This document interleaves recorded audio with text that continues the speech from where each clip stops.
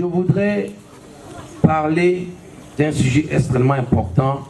Je voudrais parler du service de Dieu, des conditions à remplir pour servir Dieu efficacement. Des conditions à remplir pour servir Dieu efficacement, pour servir Dieu véritablement, pour servir Dieu par le Saint-Esprit. Des conditions à remplir. Ce que nous devons faire, ce que nous devons être, comment nous devons fonctionner pour servir Dieu efficacement, pour être utile entre les mains du Seigneur, pour être un canal de bénédiction entre les mains du Saint-Esprit. Alléluia. Le Seigneur veut nous utiliser. Le Seigneur a promis nous utiliser. Alléluia. Je voudrais simplement que nous allions dans le texte de Joël chapitre 2 à partir du verset 28. Dans d'autres versions, c'est le chapitre 2 à partir du verset 28, je disais bien, et dans d'autres versions, c'est le chapitre 3, verset 1. 28. Après cela, je reprendrai mon esprit sur toute chair. Vos fils et vos filles prophétiseront. Vos vieillards auront les songes et vos jeunes gens des visions. Même sur les serviteurs et sur les servantes. Dans ces jours-là, je reprendrai mon esprit. Je ferai paraître des prodiges dans les cieux et sur la terre, du sang, du feu et des colonnes de fumée.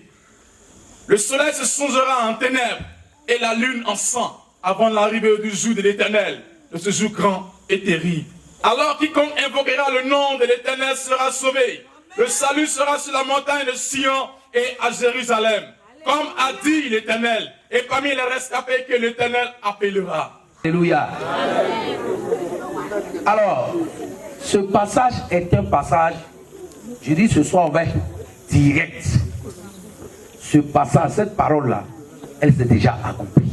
C'est une prophétie que Dieu a donnée au prophète Joël qui marque une saison, qui marque la fin des temps. Dieu dit au verset 28, après cela, je répandrai mon esprit sur toute chair.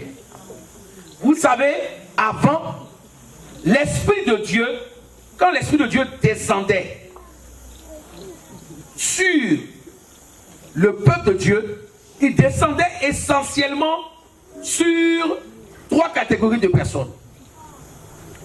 Trois catégories de personnes. Premièrement, l'Esprit de Dieu descendait sur les sacrificateurs. Les sacrificateurs. Le souverain sacrificateur, le grand prêtre, Aaron. C'est celui que Dieu envoyait son esprit. C'est Dieu le voyait, Dieu l'utilisait par son esprit. Le souverain sacrificateur d'Israël, Aaron. C'est lui qui offrait une fois l'an le grand sacrifice à l'Éternel. Il rentrait dans la présence de Dieu, dans le lieu très saint, pour adorer Dieu et obtenir le pardon du peuple de Dieu. C'était le souverain sacrificateur, le chef des sacrificateurs, le chef des prêtres. On l'appelait Aaron. Et donc sur les souverains sacrificateurs et les souverains sacrificateurs qui sont venus après lui, c'est sur eux que le Saint-Esprit de Dieu descendait pour les utiliser. Il y avait aussi une autre catégorie de personnes qui étaient utilisées par Dieu et par l'onction de Dieu, qui avaient le privilège d'être utilisées par Dieu. C'était les prophètes. Les prophètes. Les prophètes dans l'Ancien Testament avaient la grâce d'être saisis par l'Esprit de Dieu, d'être utilisés par l'Esprit de Dieu de façon majestueuse pour proclamer les oracles de Dieu, pour proclamer les paroles qui venaient directement du cœur de Dieu. C'était les prophètes qui recevaient cette grâce-là. Avec les sacrificateurs, il y avait aussi les prophètes. Et la troisième catégorie, c'était les rois. Les rois recevaient aussi l'onction de Dieu pour être utilisés par Dieu. Comme on a vu le cas de Saül, on a vu le cas de David. Ils étaient souvent remplis du Saint-Esprit, ils étaient saisis de l'Esprit, ils étaient utilisés par l'Esprit de Dieu pour faire de grandes choses de la part de l'Éternel. Dans l'Ancien Testament, avant que Jésus ne vienne, l'Esprit de Dieu se manifestait sur la terre dans la vie de 3 types de personnes essentiellement. Il y avait les rois, il y avait les sacrificateurs et il y avait les prophètes. C'est eux qui avaient le privilège de recevoir l'Esprit de Dieu, d'être utilisés par l'Esprit de Dieu. C'est l'ancienne période. En ce moment, le salut n'était pas encore accordé. Le sang de Jésus n'avait pas encore coulé. Les mains de Jésus n'avaient pas été percées. Le sacrifice parfait qui obtient le pardon auprès de Dieu, qui a déchiré le voile du haut jusqu'en bas, n'avait pas été encore accompli. Mais lorsque Jésus a offert sa vie en sacrifice, quand il s'est écrié, Père, Père, pourquoi m'as-tu abandonné? Père, je remets mon esprit entre tes mains. Quand Jésus a livré son esprit à Dieu à la croix du calvaire, quand il a livré son corps au calvaire, en ce moment-là, le voile qui séparait le lieu très saint du lieu saint a été déchiré. Et maintenant, la bénédiction qui était réservée à 3 catégories de personnes est devenue une bénédiction qui est maintenant ouverte à une plus grande quantité de personnes. Avant, c'était les rois, les sacrificateurs et les prophètes qui avaient le privilège de recevoir l'onction de Dieu, ce qu'on appelle l'onction de Dieu. L'Esprit de Dieu, dans sa puissance, dans sa manifestation de puissance, c'était ces 3 catégories-là qui recevaient cela et qui étaient utilisées par Dieu de façon majestueuse. Mais, avec l'avènement du sacrifice de Jésus, avec l'œuvre de la croix, avec le sang de Jésus qui est versé, avec l'œuvre parfaite du Golgotha, le voile a été déchiré. La bénédiction qui était réservée à un petit groupe de personnes est devenue une bénédiction maintenant qui est disponible pour bénir une plus grande quantité de personnes.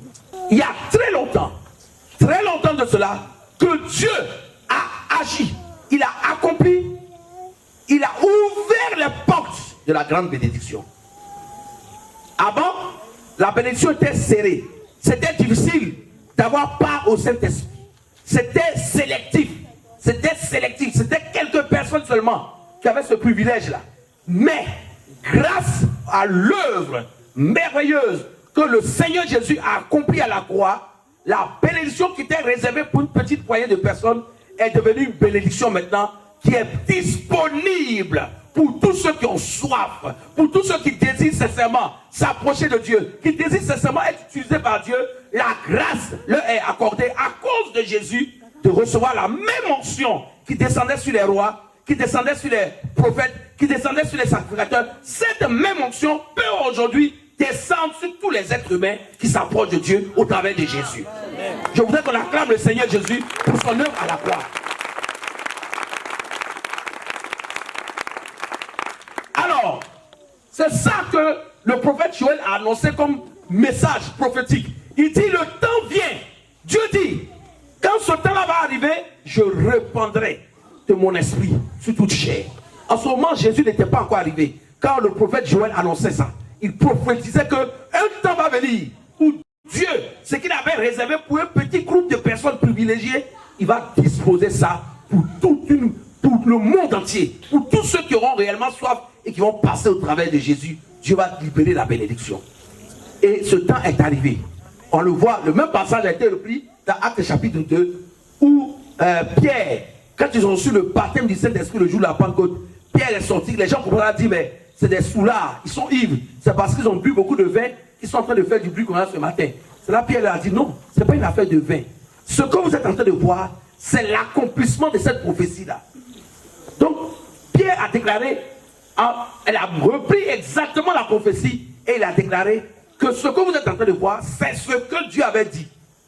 Dieu ne veut pas utiliser seulement une poignée de personnes, il veut utiliser beaucoup de personnes.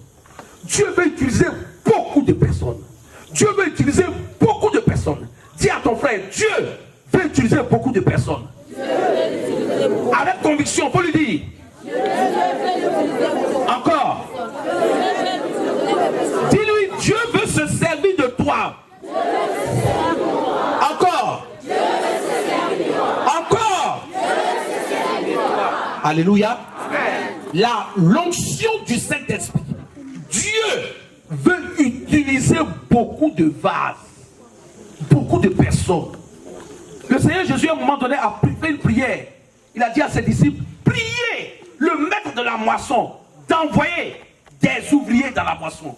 Car la moisson est grande, mais il y a peu d'ouvriers. Il y a peu d'ouvriers. Il n'y a pas suffisamment d'ouvriers, de serviteurs, de servants de Dieu qui peuvent être utilisés par le Saint-Esprit pour gagner des âmes. Priez pour que Dieu envoie ce temps, envoie la saison où il y aura beaucoup de personnes qui seront enrôlées dans l'armée de Dieu, qui seront utilisées par Dieu pour gagner des âmes. Et effectivement, ce temps est arrivé. Quand Jésus est mort à la croix, quand le Seigneur Jésus a accompli l'œuvre de la rédemption, qu'il est retourné au ciel et que le Saint-Esprit est descendu, la saison, la porte qui était étroite, qui était serrée, ça s'est ouvert grandement. Maintenant, Dieu est prêt, Dieu est chaud pour utiliser beaucoup de personnes. Pour utiliser beaucoup de personnes. Dieu veut se servir de toi. Dieu veut se servir de moi. Il dit, après cela, je répandrai mon esprit sur toute chair. Vos fils et vos filles prophétiseront. Vos fils et vos filles, les enfants. Le Seigneur veut utiliser les enfants. Y a-t-il des enfants ici? Le Seigneur veut utiliser les enfants. Ce n'est pas seulement les adultes que le Seigneur veut utiliser. Le Seigneur veut utiliser les enfants. Vos fils et vos filles vont prophétiser. Ça veut dire quoi? Ils seront saisis par l'Esprit de Dieu et vont communiquer des messages inspirés de Dieu. Vos vieillards, ce n'est pas une affaire d'enfants seulement. Même les vieillards, plus vieux, ceux même qui ont le dos courbé et qui marchent doucement, doucement avec la canne, le Saint-Esprit veut descendre sur eux et veut les utiliser. Alléluia. C'est pas parce qu'on est vieillard qu'on est dédié à la sorcellerie. C'est pas parce qu'on est vieillard que le seul travail qu'on peut faire c'est la sorcellerie. Non, ça c'est le programme de Satan. Dieu dit, par Jésus-Christ, il y a de l'espoir pour toi, vieillard. Le Saint-Esprit peut t'utiliser, même si tu es vieillard, même si tu marches, si tes cheveux sont blancs jusqu'à, il y a pratiquement plus de cheveux sur ta tête, même si tu es courbé, même si tu marches avec une canne, le Saint-Esprit, ton temps n'est pas encore fini. Dieu peut t'utiliser, Dieu veut t'utiliser. Le Saint-Esprit est prêt à te remplir en tant que vieillard pour t'utiliser. Alléluia. Ça concerne les enfants, ça concerne les hommes, ça concerne les femmes, ça concerne les vieillards. Pas les vieux, hein. On dit les vieillards, pas les vieux, les vieillards. Les vieillards, ils sont plus vieux que les vieux. C'est cela qu'on appelle vieillards. Même si tu es au bord de ta tombe, le Saint-Esprit veut t'utiliser avant que tu ne rentres à la tombe. L'onction du Saint-Esprit, l'onction, la puissance de Dieu est une bénédiction pour tous ceux qui ont soif et qui veulent collaborer avec Jésus. Vous êtes des candidats à l'onction du Saint-Esprit et le Seigneur veut se servir de vous puissamment. Alléluia. Amen. Vos filles et vos filles prophétiseront. Vos vieillards auront des songes. Pourquoi les vieillards auront des songes? Parce que les vieillards dorment beaucoup. Et comme ils sont fatigués, ils dorment beaucoup. Même s'ils sont vieillards, ils sont fatigués, ils dorment dans le sommeil. Là, Dieu va leur parler. Alléluia. Amen. Dieu te prend tel que tu es. Tu es vieillard, tu es fatigué, tu dors. Dans le sommeil aussi, il te parle. Si tu es un jeune, tu ne dors pas, tu es réveillé, Dieu prophétise au travers de toi. Dieu te donne des visions. Pendant que tu es debout, tu vois des choses. Mais tu es un vieillard, tu dors.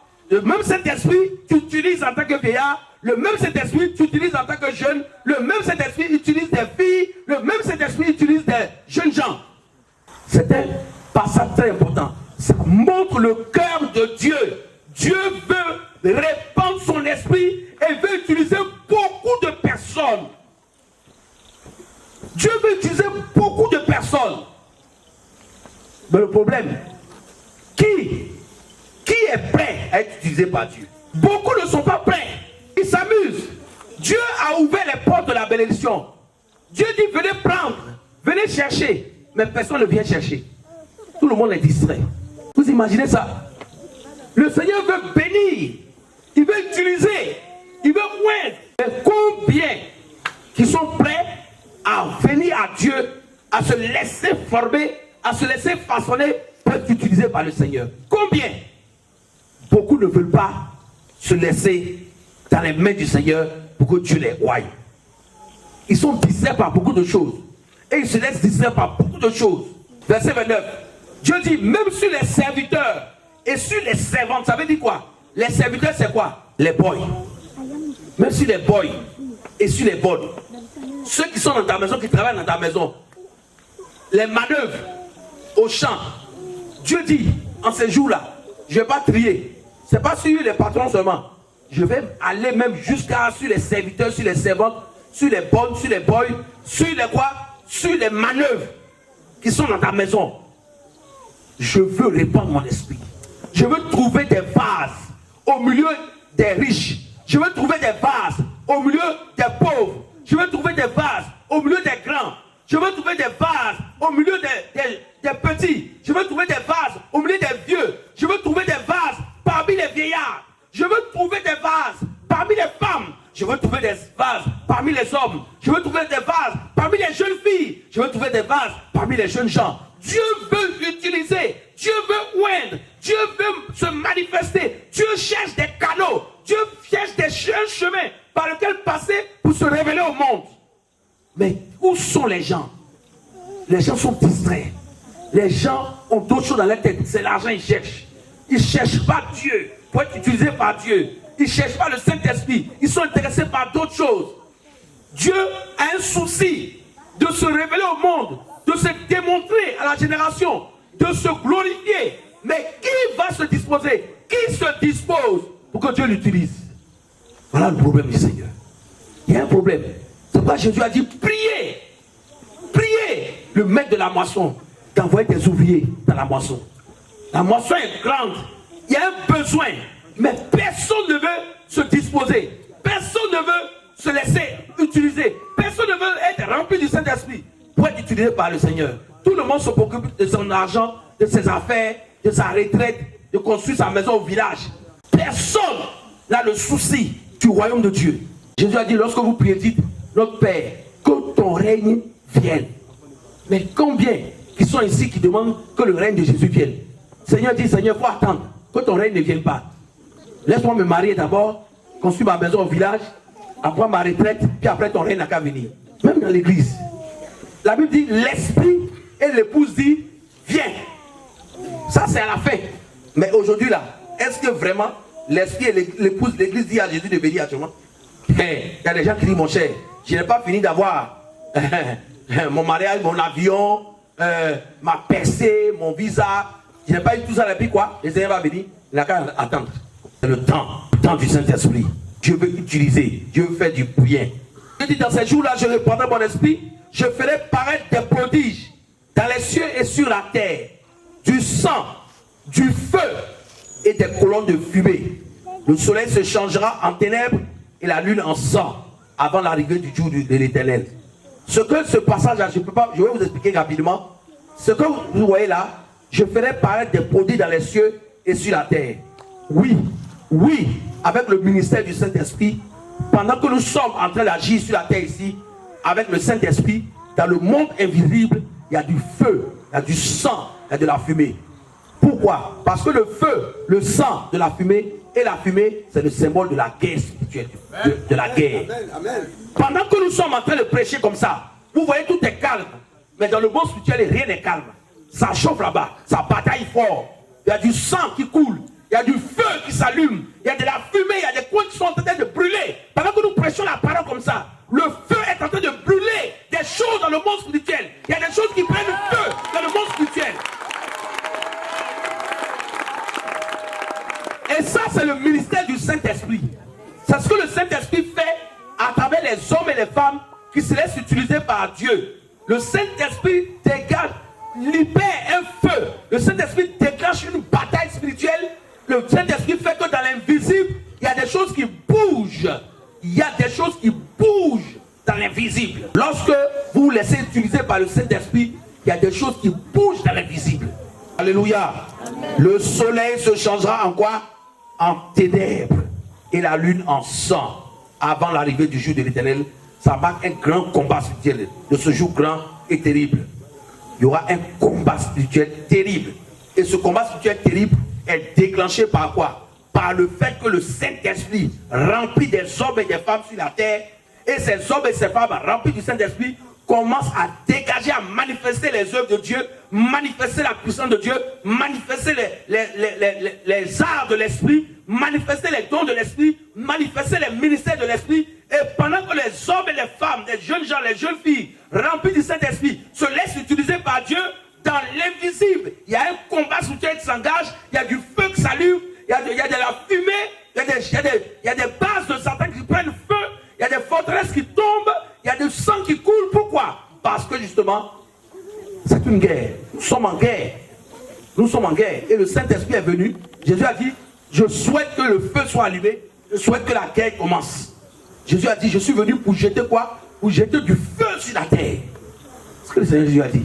Je suis venu, vous pensez que je suis venu apporter la paix? Ne rêvez pas. Je suis venu envoyer du feu sur la terre. Et je souhaite que ce feu-là s'allume vite. Et quand le Saint-Esprit va remplir des hommes, des femmes, des jeunes gens, des jeunes filles, va commencer à les utiliser, va commencer à se manifester, la guerre sera déclenchée. C'est dans ce moment-là où le Saint-Esprit est en train de manifester son ministère, accomplir l'œuvre de Dieu sur la terre dans la vie des hommes, que la Bible déclare au verset 32, alors quiconque, en ce moment-là, où le Saint-Esprit est en train d'agir, va invoquer le nom du Seigneur, il sera quoi? Il sera sauvé.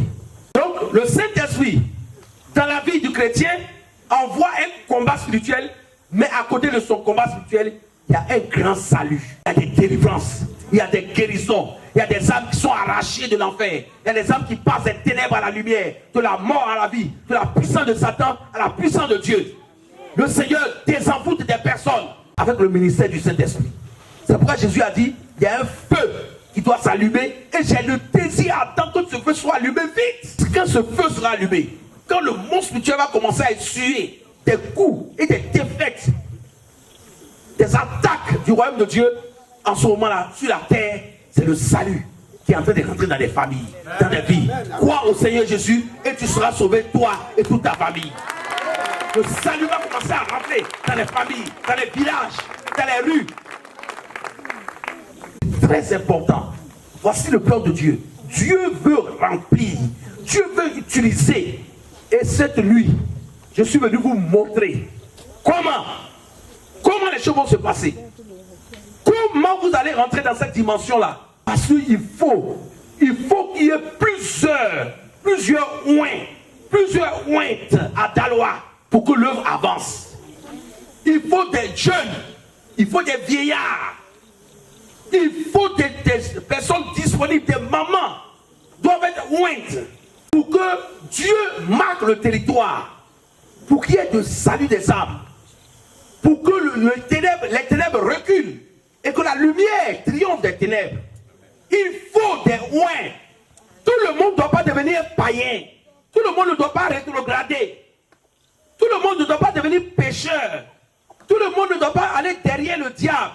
Non, il faut que d'autres se démarquent pour aller vers Jésus, pour être sanctifiés au travers du sang de Jésus, pour être remplis du Saint-Esprit, pour recevoir les dons spirituels, pour recevoir l'instruction de Dieu, pour se laisser, pour se consacrer. Et vous allez voir que Dieu sera glorifié. Ne suivez plus Satan. Il n'a rien à vous donner. Il n'a rien à vous proposer. Il ne vous a pas créé. Il n'a rien de bon pour vous. Ne suivez plus Satan.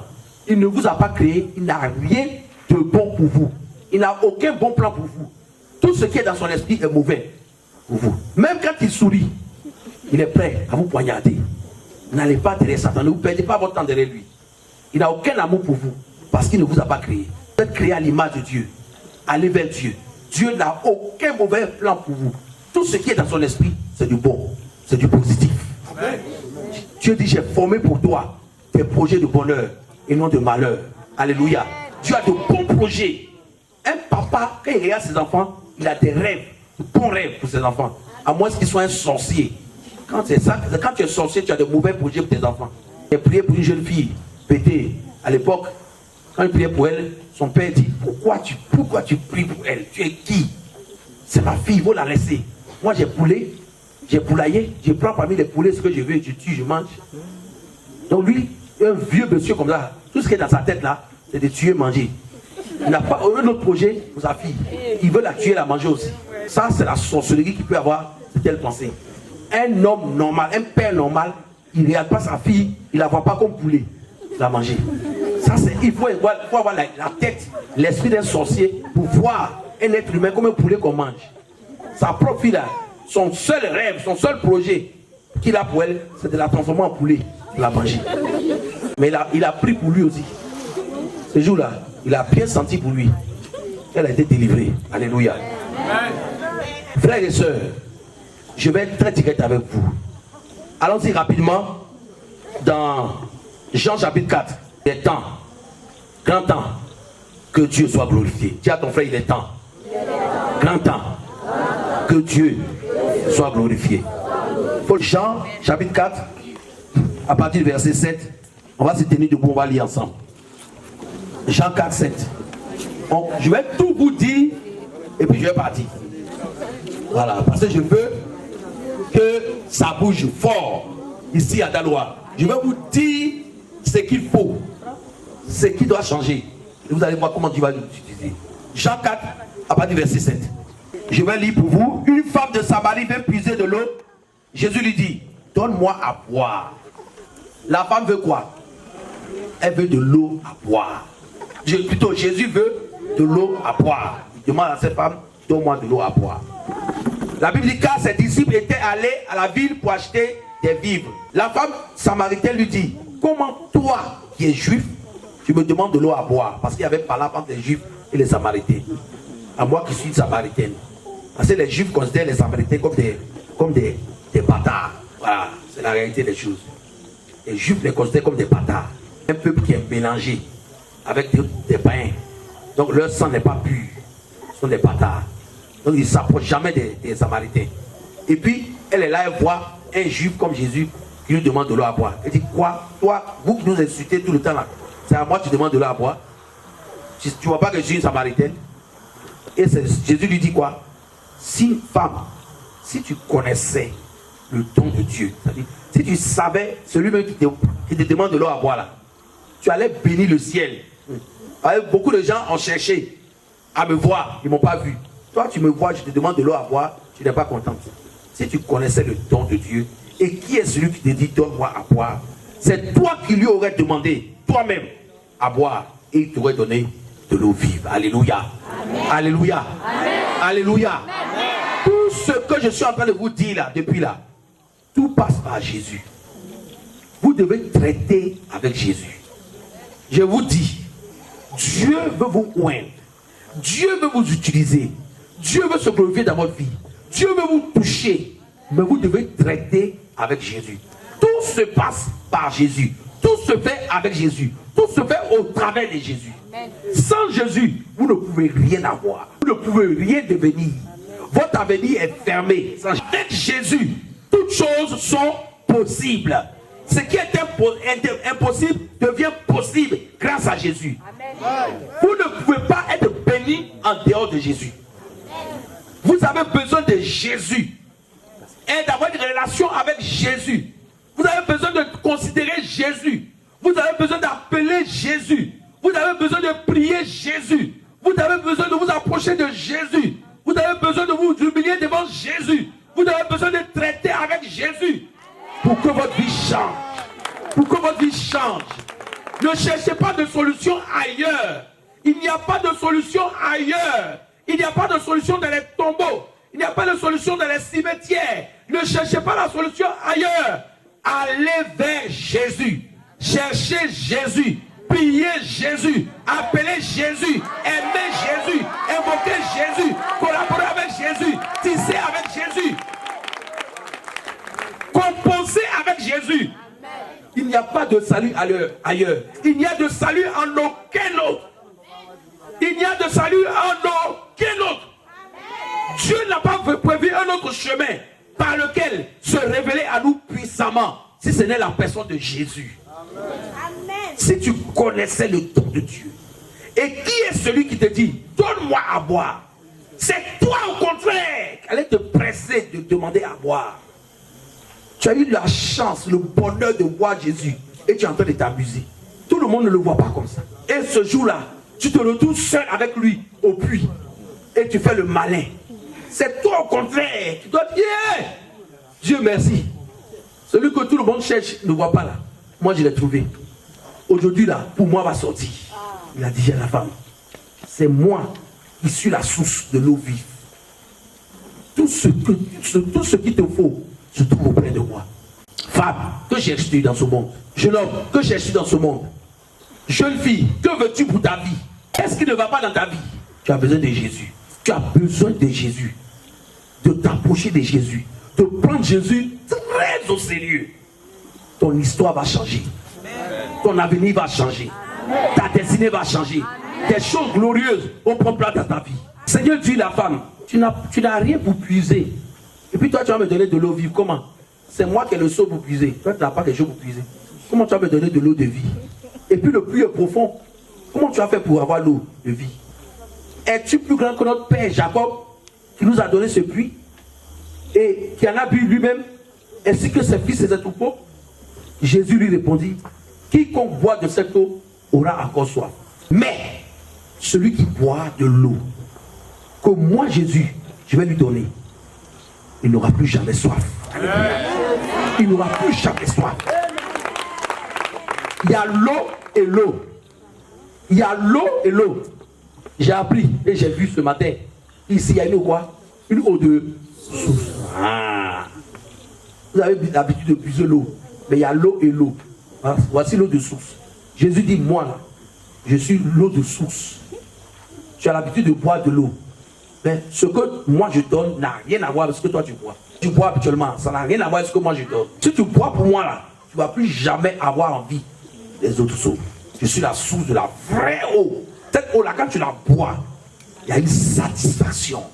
Tu es satisfait, tu es rassasié, tu es guéri pour longtemps, tu es délivré pour longtemps, tu es épanoui, tu es changé pour longtemps. C'est moi la source véritable de l'eau vive. La femme lui dit, Seigneur, Dieu merci, elle a compris. Seigneur, donne-moi cette eau. Aïe, elle a vu clair. Donne-moi cette eau, afin que je n'ai plus soif et que je ne vienne plus puiser ici. Donne-moi cette eau. La femme a dit, donne-moi cette eau. Reprends, donne-moi cette eau. Encore, plus fort. Plus fort que ça. Toute ta loi doit entendre. Vous allez regarder le ciel, vous allez crier, Jésus, donne-moi cette eau. Levez les mains vers le ciel, dites, Jésus, Fils de Dieu, donne-moi cette eau. Encore plus fort. Encore plus fort. Encore plus fort. Vous êtes sûr qu'il a entendu votre voix? Vous n'avez pas parlé avec conviction. Si vous comprenez que c'est vraiment lui qui a le secret de l'eau de la vie, et qu'en dehors de lui, il n'y a pas d'autre solution ailleurs qu'avec lui, crier avec conviction, Seigneur, toi qui as la source là, qui est la source d'eau là, pardon, aujourd'hui là, cette nuit là, donne-moi, je veux boire cette eau là, encore plus fort. Parlez avec conviction. Donne-moi cette eau, Seigneur. Fais-moi grâce, Seigneur, fais-moi grâce. Donne-moi cette eau, Seigneur. Donne-moi cette eau, Seigneur. Et que mon histoire change. Que mon avenir change. Que ma destinée change. Donne-moi cette eau, Jésus. Verset 16. Va, lui dit Jésus, appelle ton mari et viens ici. Tu veux l'eau, tu veux être utilisé par Dieu. Tu veux recevoir l'onction qui descendait sur les rois, sur les prophètes, sur les sacrificateurs et qui les rendait agréables à Dieu. Va, chercher ton mari et viens. Jésus connaissait cette femme. Par le Saint-Esprit, il avait vu que cette femme était une femme de mauvaise vie. Elle n'avait pas de mari en réalité. Elle avait des gars, mais elle n'avait pas de mari. Elle a eu beaucoup de gars, mais elle n'avait pas un mari. Et Jésus veut la bénir. Dieu, le Dieu de la Bible, il ne bénit pas comme ça. Le Dieu de la Bible, si vous voulez recevoir des bénédictions vraies, des vraies bénédictions, ce n'est pas les bénédictions que vous allez chercher dans les cimetières. Ce n'est pas les bénédictions que vous allez chercher dans les tombes. Je parle de la vraie bénédiction qui vient d'en haut.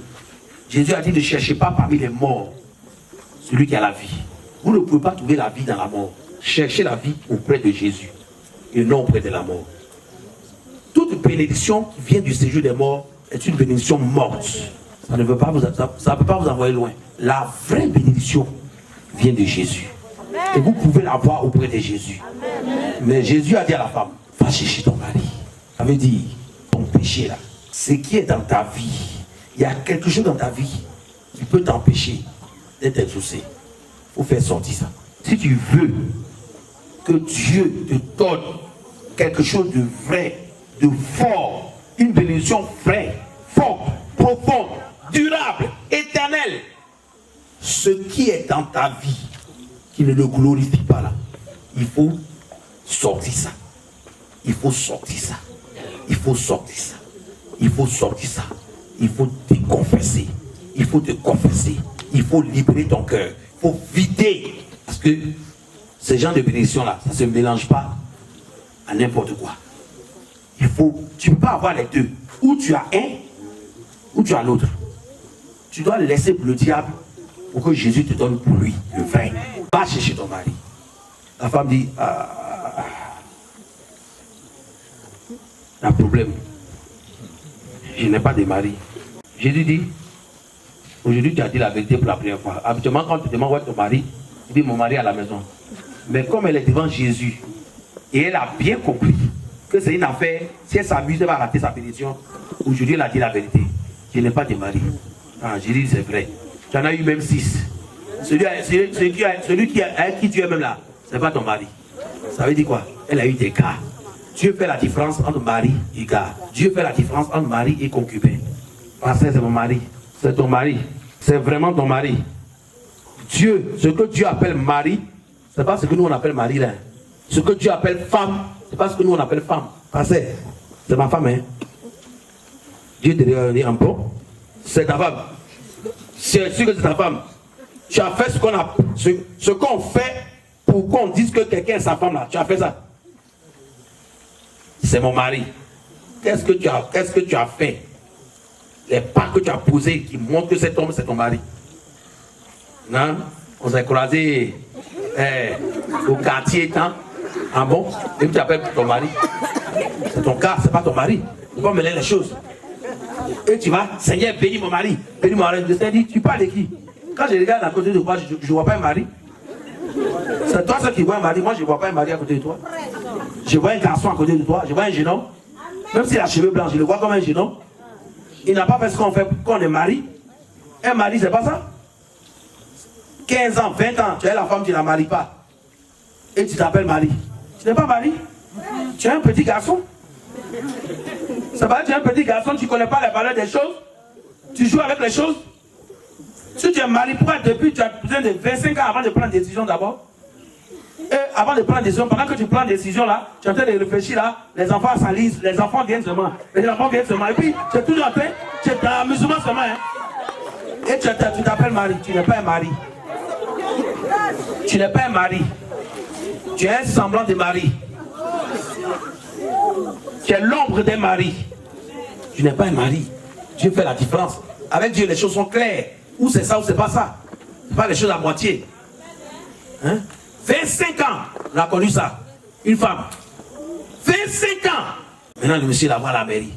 En ce moment, vraiment, les enfants déjà ont atteint 18 ans, tout ça là. 19 ans, 20 ans. C'est maintenant, la voit la femme. C'est foutaise. Ça, c'est quoi ça? Un trésor pas possible. Quand la personne s'approche de la tombe, c'est maintenant, il la voit à la mairie. C'est un manque de l'irresponsabilité même. C'est un manque de responsabilité. C'est la foutaise même. C'est un manque de responsabilité, c'est la foutaise. Et c'est tout ça là qu'il faut confesser. Quand vous ne confessez pas le péché, quand vous ne touchez pas du doigt la plaie, quand vous ne dévoilez pas ce qui est du diable dans votre vie, tout ce que vous appelez bénédiction là, qui vient là, ce n'est pas une vraie bénédiction. Ça ne va pas durer. Pour que vous receviez la bénédiction qui vient de Dieu, vous devez faire un échange. Laissez pour le diable pour que pour Dieu vienne. Vous ne pouvez pas garder pour le diable et puis en même temps demander pour Dieu. Si vous demandez, vous gardez pour le diable et vous demandez en même temps pour Dieu, ce qui va venir là, ça ne vient pas de Dieu, ça vient de Satan.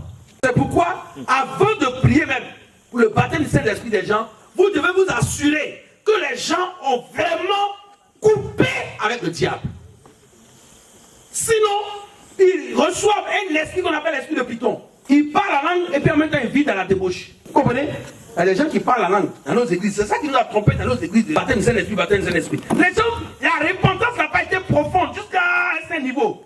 Et on a prêché le baptême du Saint-Esprit. Les gens ont déversé l'esprit, hein? Déversé l'esprit comme ça sur des cadavres. Déversé l'esprit sur des cadavres. Vous déversez l'esprit sur des cadavres. Alors la personne parle la langue, mais quand tu vois son comportement, il frappe sa femme à la maison, puis il parle la langue. Il finit de frapper sa femme à la maison, donne le coup de pied, et puis il arrive à l'église, il parle la langue. Donc vous vous dites, attends, je ne comprends pas. Ou c'est Dieu ou c'est pas Dieu. Comment à la maison, c'est un diable, et à l'église, c'est un ange. Vous ne voyez pas ça? Il y a quelque chose qui ne va pas. Mais l'erreur, ce n'est pas le Seigneur. L'erreur, c'est vous. C'est votre enseignement qui a ouvert une porte et qui a permis à Satan de faire ce travail-là.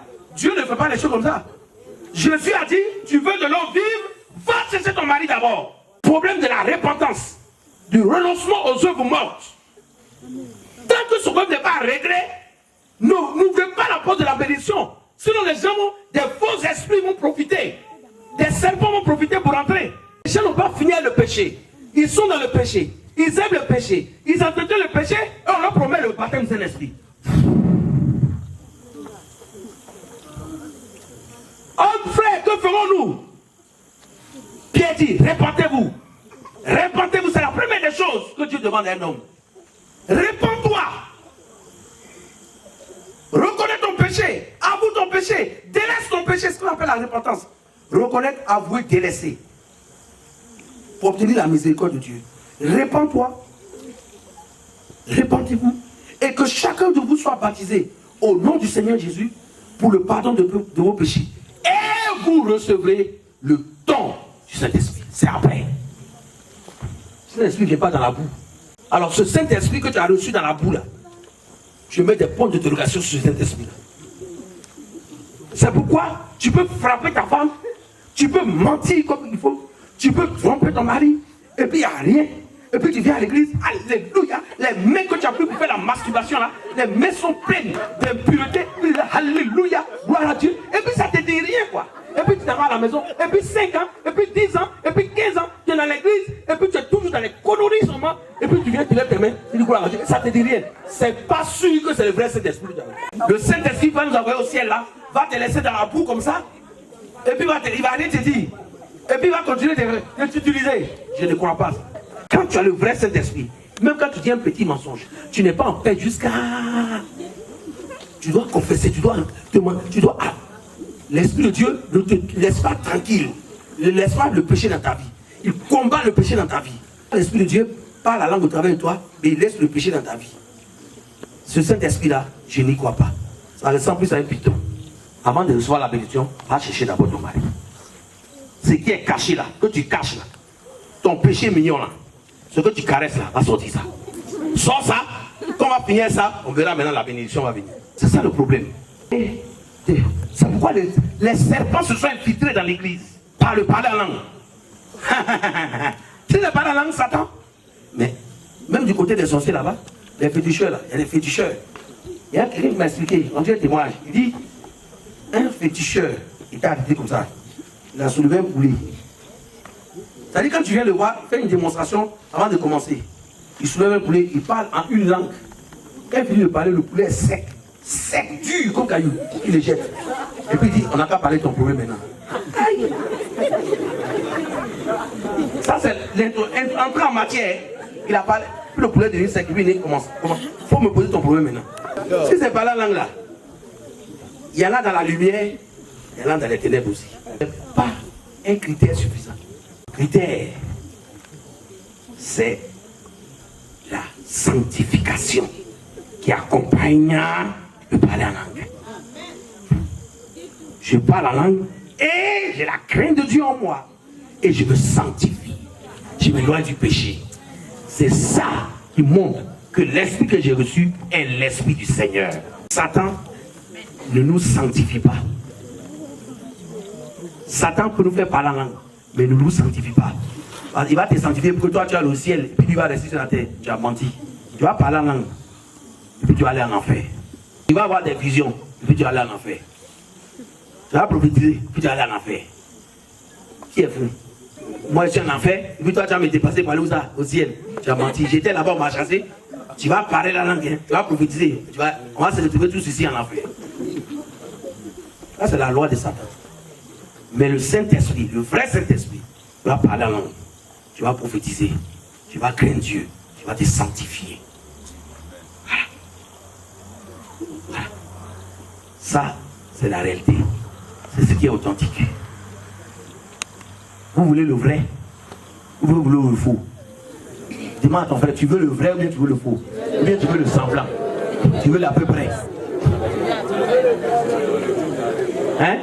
Tu veux le vrai ou bien tu veux le faux? Ou bien tu veux le semblant? Ou bien tu veux plaire au pasteur? Alléluia. Va chercher ton mari puis tu viens. Et puis on va parler de bénédiction maintenant. Il n'y a pas de bénédiction sans ton mari. Tu vas chercher ce que tu caches pour son fils. Hein?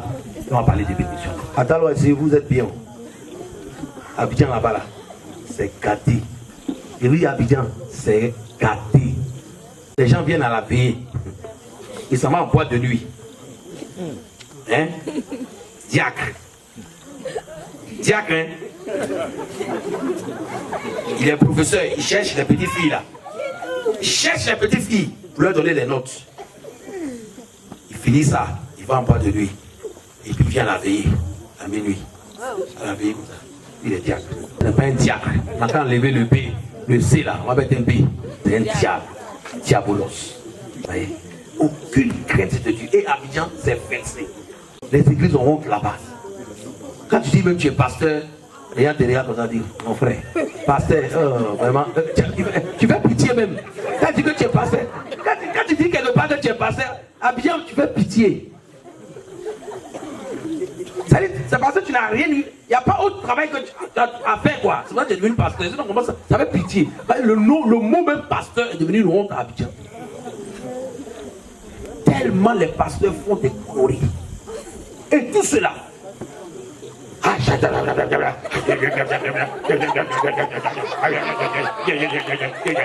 Alléluia, alléluia. Quand on finit ça maintenant.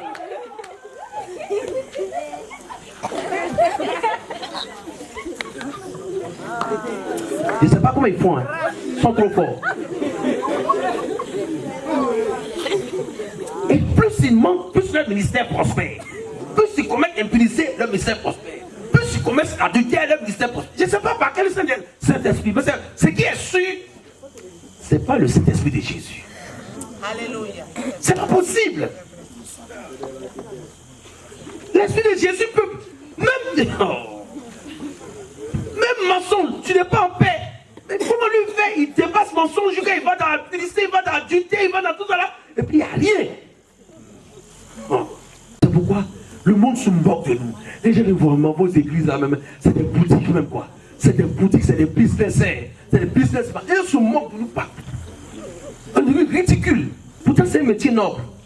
Il y a trop d'aventuriers, de voyous qui sont entrés. Des brebis galeuses. Ils ont échoué dans le monde. Ils viennent se chercher dans l'affaire de Dieu là aussi. Si tu as échoué dans le monde, il faut laisser l'affaire de Dieu là. Si tu as échoué pour les hommes, c'est pas pour Dieu, tu vas faire, tu as réussi. Ils ont allié des 0 bidé, 0 bidé, 0 bidé, 1, 0, 1, 0, 1, 1, 50, 2, 50, c'est les notes qu'ils avaient à la classe. Ils quittent là-bas, maintenant ils viennent à faire des passés là. Ils veulent être grand passé. Tu as menti. Si tu as eu 0, 1, 2, 1, 50, 2, 50, c'est pas dans l'affaire de Dieu là, tu vas avoir bonne note. Il faut laisser ça. Ou bien c'est pas vrai affaire de Dieu. Si c'est vrai affaire de Dieu, tu ne peux pas avoir 0 bidé, 2, 50, tu vas mentir ici. Que Dieu nous aide. Amen. Que Dieu nous aide. Amen. Comment faire pour recevoir l'onction? Dieu veut nous donner l'onction. Mais comment faire pour recevoir cette onction vraie pour être utilisée par Dieu? Première chose, il faut dénoncer le péché.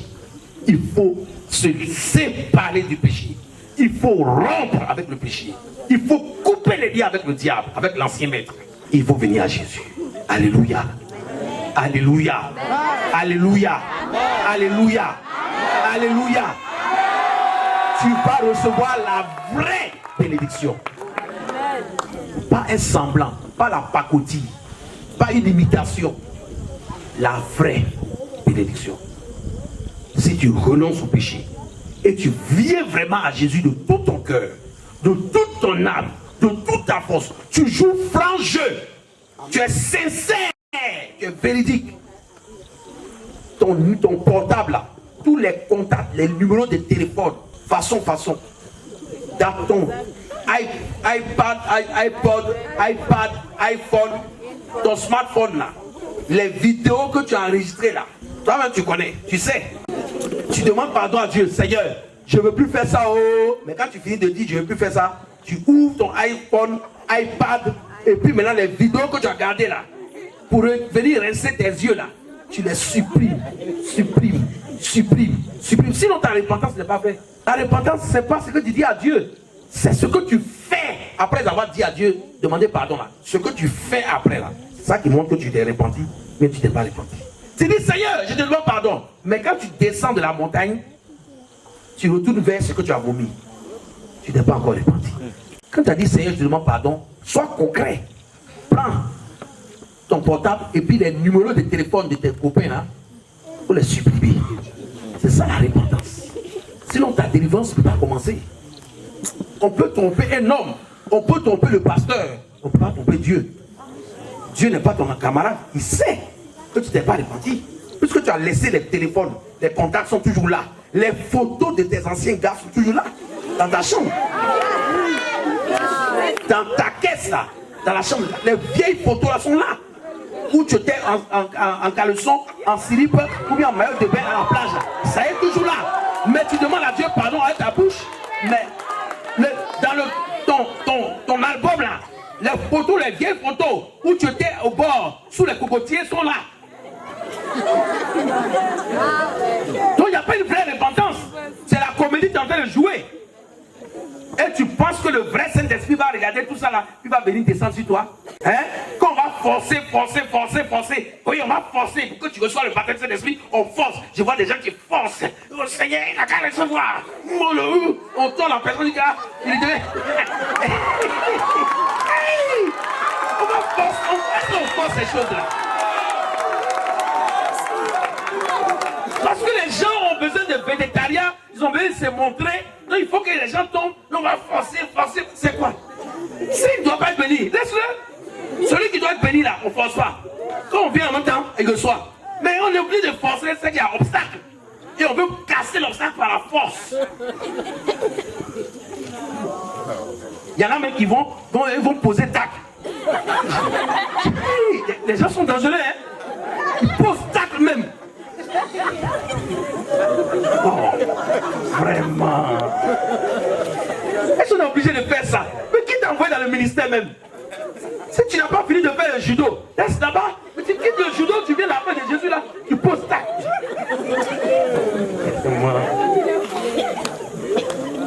Parce que les gens ont trouvé un créneau pour se faire un nom. Et tout sont à honte. Tu vas ici, pasteur, tu as honte. Parce qu'il y a des gens qui ont posé tac, pose tac. Mon frère, toi, je suis entré dans l'autre église, ils ont failli casser mon bras. Parce qu'il m'a tordu là. Tu veux la bénédiction, non? Il m'a bien tordu le bras. Il m'a posé la main.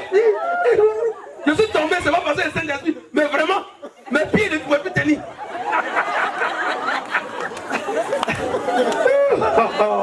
Vraiment. Souffrance d'appel de Dieu là, vraiment c'est terrible. Dieu me merci là-bas, puis il dit, mais c'est quoi ça là? Moi j'ai besoin qu'on fasse plus de judo à quelqu'un pour le bénir. Ça c'est des méthodes. C'est pourquoi j'ai regardé, il faut plus continuer. Ne regardez pas au Nigeria, ne perdez pas votre temps dans ces choses-là. Regardez dans la Bible. Jésus ne posait pas tac aux gens. C'est clair, c'est limpide. On n'a pas besoin de tricher. Mais vous regardez la télévision, le gars fait, vraiment il est puissamment utilisé. Il prend son boubou là, il frappe les gens avec ça. Donc toi aussi tu soulèves ton pas, ton boubou Yacouba, bien que tout là, tu pourras frapper les gens avec ça. Oh, vraiment. C'est quoi ça? Soyons simples. Hein? Parce que tu as vu, tu veux répéter. C'est quoi ça? Ça ne sert à rien, tout ça. Soyons véridiques, soyons sincères. Conduisons les gens dans la vérité. Ils vont recevoir la vraie bénédiction. Ne trichons pas. S'il y a un blocage, c'est qu'asseyez-vous, il n'a qu'à se repentir bien. Il n'y a pas besoin de le tordre, de casser ses os avant de le bénir. Il parle la langue, mais sa colonne de débat est cassée maintenant. Tu as fait comment? Il dit non, ne t'inquiète pas, le Seigneur va guérir ta colonne vertébrale. Je parle là, mais la colonne vertébrale est cassée et le Seigneur va guérir. Vraiment. Et on trouve toutes sortes de versets dans la Bible. Oui, alors le Seigneur dit que quand il va te donner, et même s'il y a un os qui est cassé, c'est faux. C'est pas l'évangile. C'est du business. C'est du business. Et les gens sont fatigués. On est fatigués, le monde est fatigué. On cherche les vrais enfants de Dieu, les vrais serviteurs, on ne les voit plus. C'est des hommes d'affaires seulement. Des dealers. Il y a une soeur qui a dit, pasteur, il m'a dit, pour recevoir le baptême du Saint-Esprit, je dois payer 100 000 francs. 100 000 francs pour recevoir le baptême du Saint-Esprit. Mais si là, je serais déjà milliardaire. Comment 100 000 francs pour le baptême du Saint-Esprit seulement? Mais si le baptême du Saint-Esprit commence avec 100 000 francs, c'est que ça c'est grave. Et la dame dit, je suis allé chercher, j'ai cherché le baptême du Saint-Esprit, je suis allé le voir. Il m'a dit de payer 100 000 francs, de faire mon offrande de 100 000 francs et je vais recevoir le baptême du Saint-Esprit. Je dis, on n'a pas besoin d'une offrande de 100 000 francs pour recevoir le baptême du Saint-Esprit. Ma soeur, quand même, lisez votre Bible. Le Seigneur Jésus a déjà payé à la croix. Son sang est suffisant. C'est pas 100 000 francs. Baptême du Saint-Esprit, on ne paye pas ça. Ça, c'est foutu. Donc le Saint-Esprit, là, c'est 100 000 francs. C'est pourquoi ce que tu as reçu, c'est n'importe quoi. C'est pas côté. Si ça coûte 100 000 francs, c'est pas côté. Il dit, mais pasteur, je ne savais pas. Quand j'étais obligé de le réenseigner. Ça, c'est dans une église à Abidjan, je l'ai réenseigné pour lui montrer que c'est une erreur, c'est une hérésie. J'ai dit, il faut renoncer à ce faux Saint-Esprit que tu as reçu. Elle a renoncé. Elle dit, voilà, je ne crois plus. C'est n'importe quoi, Seigneur, pardonne-moi. Il dit, bon, très bien. Tu as compris? Tu n'as pas besoin de payer. C'est gratuit. Voici les promesses. Et crois aux promesses. On a fini de parler. Je dis, allez, prions. Reçois. Terminé. T'es baptisé de l'esprit. Automatiquement, les gens l'achètent pendant des années. 100 000 francs. Il perd de temps. Vous n'aimez pas la parole. Vous n'aimez pas Jésus. Vous aimez la facilité. Vous ne voulez pas le ciel. Vous voulez faire semblant d'aller au ciel. Le ciel est là. Le chemin est clair. Vous laissez le chemin. Vous allez dans les petits chemins. Les raccourcis là. Les raccourcis t'arrangent sur la terre. Mais ça va te déranger pour l'éternité. Par le chemin que Dieu a indiqué. Jésus est le chemin. Dis à ton frère, Jésus est le chemin. Jésus est le chemin. Jésus est le chemin. J'ai terminé pour cette nuit. Acclamons la parole de Dieu.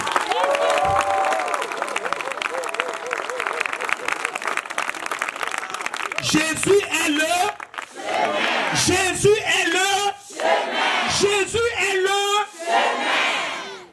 Ne te fatigue plus. Traite avec Jésus.